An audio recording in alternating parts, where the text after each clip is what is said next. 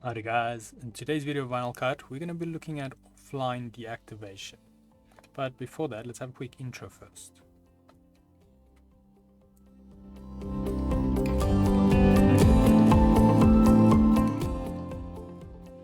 So today's video can be found on softwaretraining.co.za. We make short and easy to watch problem solving videos, and we have daily updates. Otherwise, back to the tutorial here. Now, just a reminder for those that are new that this is a mini series on activating and deactivating VinylCut. I will leave relevant links in the description so you can follow along. So now in the previous video we covered how to deactivate your program through the main menu, but today we're going to be looking at how to do it offline. I know this sounds a bit weird, but I'll make sense of it now, because we're going to be doing this online. So we're going to go to a website to deactivate it, but it's referred to offline deactivation. And the reason why you might want to do this is, let's say you want to install your program onto a new machine. And the reason why you want to do that is because your old one crashed and you cannot recover it.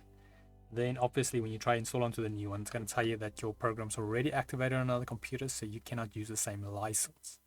So in a case like that, the menu deactivate is not going to help you. So then we're going to have to go to a website and deactivate it. So another way you can refer to this is manual deactivation, so instead of offline.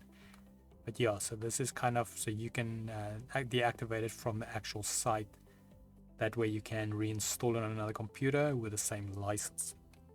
In order to do that, we want to go to the vinylcut.co.za website. So as you can see in the URL here, it's just vinylcut.co.za.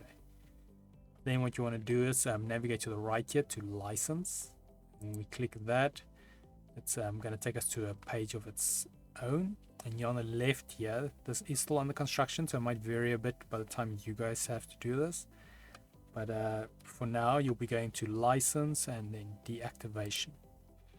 Now it's going to take you to a topic where you can see this is the online deactivation. It's the one we already covered, and then if you go past that, we've got here the offline deactivation. So then just you fill in your information, and then yeah, you can deactivate it. But keep in mind that I think this one you can only do like every half a year. So don't make this just your go-to.